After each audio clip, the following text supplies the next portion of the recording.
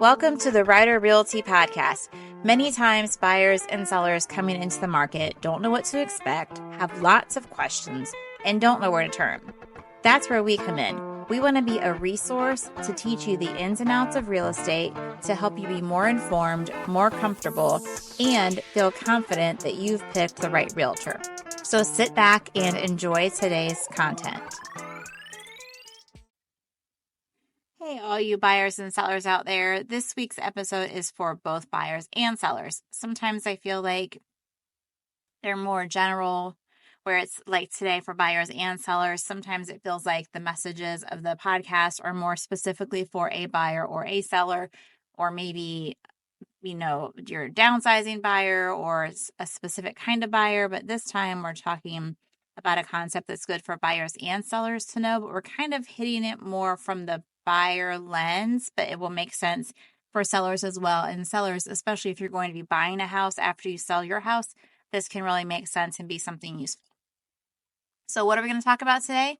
What does it mean for the seller to pay your closing cost?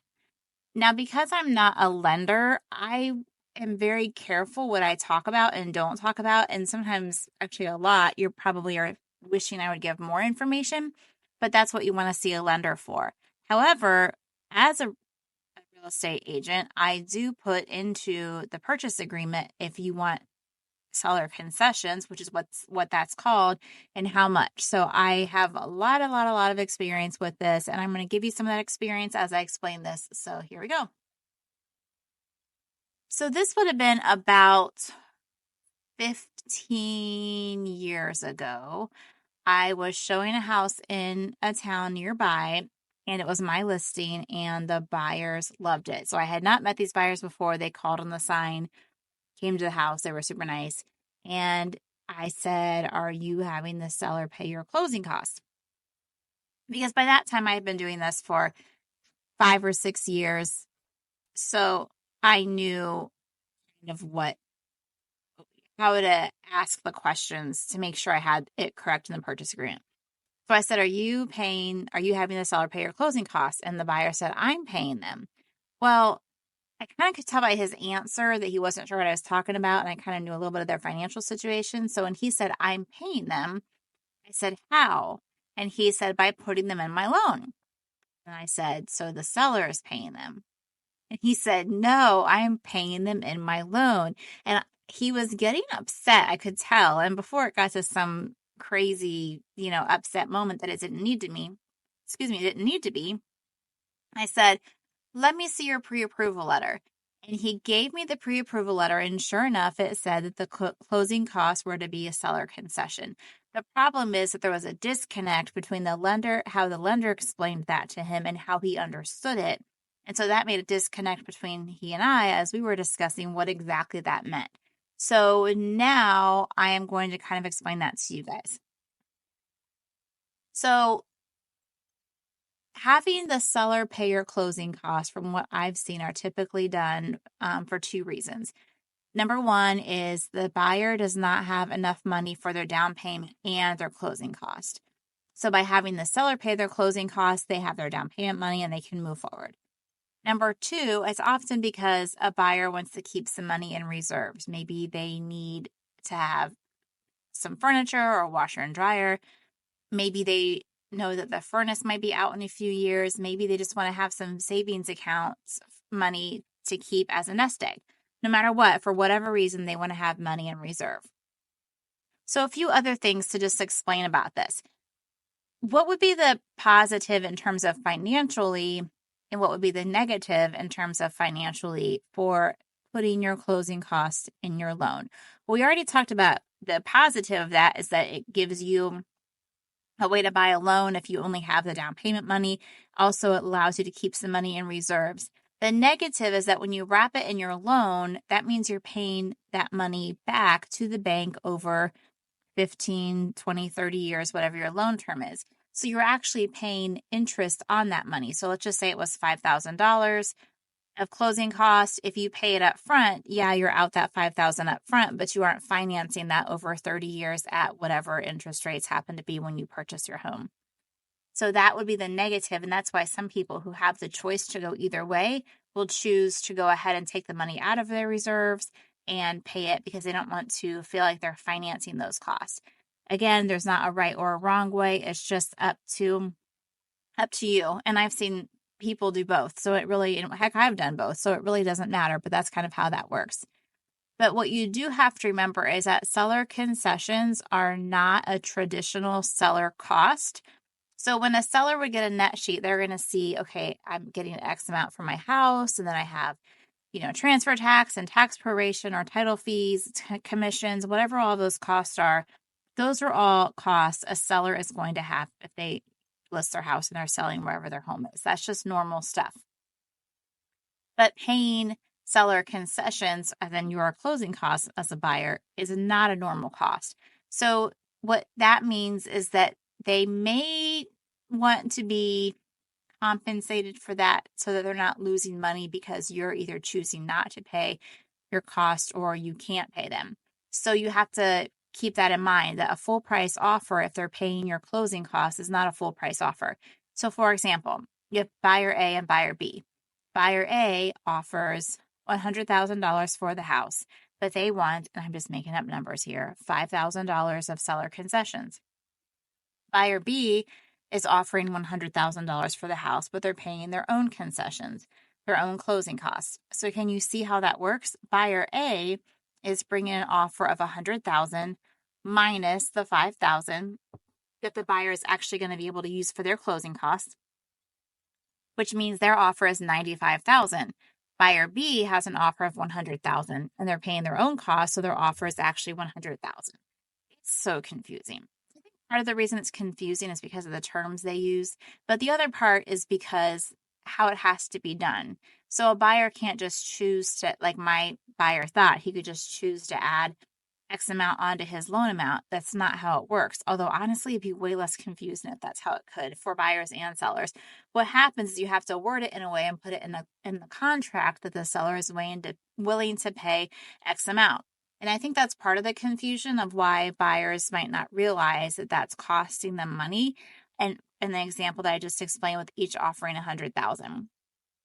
In terms of the bank, a bank is fine with that. They just cut off you at certain percentages. So for example, different loan types can ask for different percentages as a maximum up to a certain percent. So that is, again, how much you can ask for closing costs is going to depend on the type of loan you're getting, and then the purchase price amount if it goes on percentages, and then also how much you need. So some people might have part of the money or not all the money. Some might not have any. And also the fees of your bank. So if a bank has higher fees, you may have to borrow a little more than if they didn't. If they had lower fees or, because some of that's going to vary. So it's really whatever is best for you. That's just how that works. Your lender is the best resource for that. Without specific examples, and without sitting in front of you, just doing it over a microphone, it might not be super easy the way I explained it for you to understand.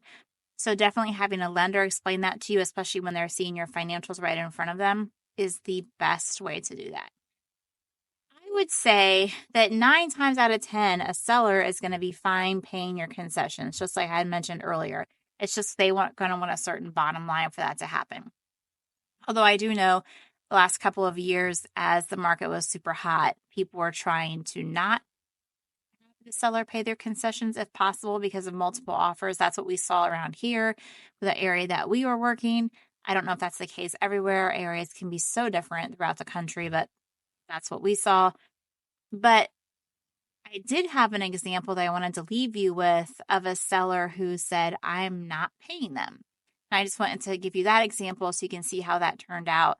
And just kind of maybe solidify what we were learning here. So it was my first year in the business. So this would have been almost 20 years ago. I met this super nice couple. This was when floor time was a thing.